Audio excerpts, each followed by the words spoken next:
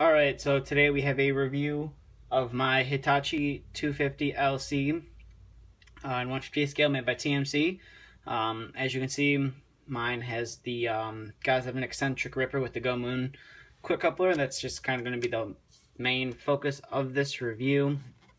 But if you haven't seen my review on the 250 already, as you can tell, the door opens.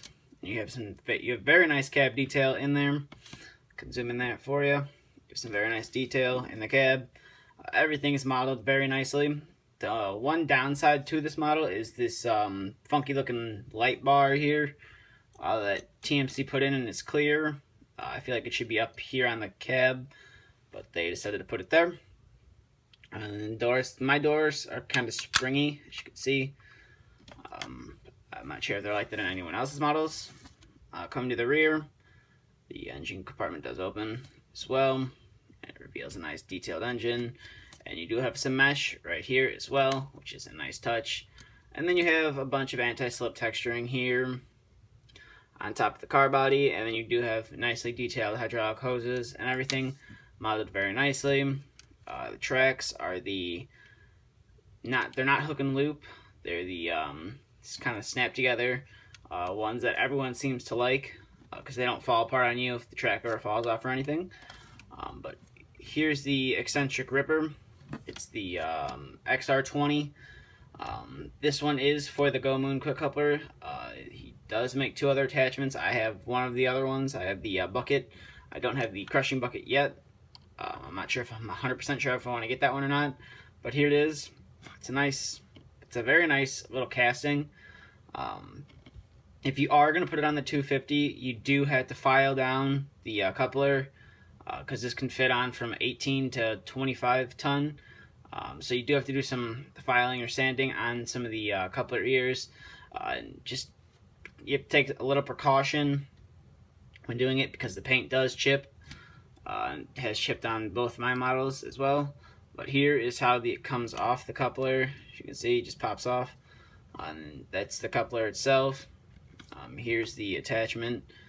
You have a nice bunch of nice details. I like the how it says XR20 right there in the casting. And then right here is where your hydraulic lines would plug into.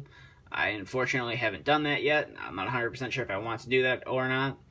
And there's the other side. Nice crisp decals on the model. And overall, it's a nice attachment. And then just kind of hooks on. It can be a little tricky at sometimes, but it hooks on like that. And then you just shove the pin through like that through the holes. It can be a little challenging to get all the holes to line up. As you can see them, there we go.